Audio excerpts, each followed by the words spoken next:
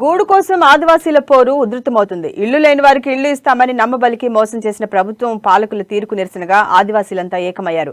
గత 20 రోజుల కిందట గుడిసెలు వేసుకుని ఆవాసంగా చేసుకుని నివాసం ఉంటున్నారు. ఆ స్థలాలకు పట్టాలు ఇవ్వడంతో పాటు తాగునీరు, విద్యుత్తో పాటు కనీస మౌలిక సదుపాయాలు కల్పించాలని కోరుతూ ఆదివాసీ హక్కుల పోరాట సమితి తుడుందెబ్బ, కొమరం భీమ్గూడ నిర్వహణ కమిటీ ఆధ్వర్యంలో నిరాహార దీక్షకు పూనుకున్నారు.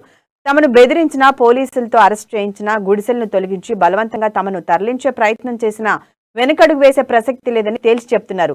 గూడు కోసం తమ న్యాయ పోరాటం కొనసాగిస్తామని స్పష్టం చేస్తున్నారు. అవసరమైతే తమ ప్రాణాలు వదలటానికి సైతం సిద్ధమంటున్నారు.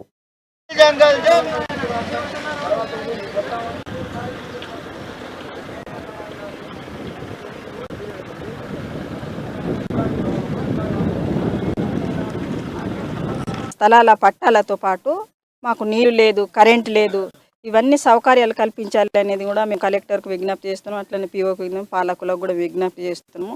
ఎందుకంటే మేము ఇంతకుముందు కూడా ఇక్కడ కుమరం భీము గూడ వేసి కుమరం భీము నామకరణ చేసి ఇక్కడ కూర్చున్నాము. ఇక్కడ నిర్వహణ కమిటీ ఆధ్వర్యంలోనే మేము ఇక్కడ నిరాహార దీక్ష కూర్చోవడం అనేది జరిగింది. మా హక్కులు సాధించే వరకు, మా ఇంటి ఈ గుడిసెలు సాధించే వరకు కూడా మేము ఇక్కడ పోరాడుతాం అనేది కూడా మేమందరం కూడా ఒక పట్టుగా అందరం కూర్చున్నాము. ఎవరొచ్చినా మేము మాకు కొట్టని ఏమని చేయని సార్, మేము ఖాళీ చేయము. లేదనంటే పురుగుల మందు తెచ్చి కూడా తాగుతాం సార్. ఎందుకనంటే ఆదివాసి పిల్లలు చదువుకోలేదు, చదువు నేర్చి లేరు అని ఇప్పటికే మా జాబులన్నీ వేరేళ్ళు ఎత్తుకపోతున్నారు. దాని గురించి మేము ఫైట్ చేసి ఇంతవరకు వచ్చినాము.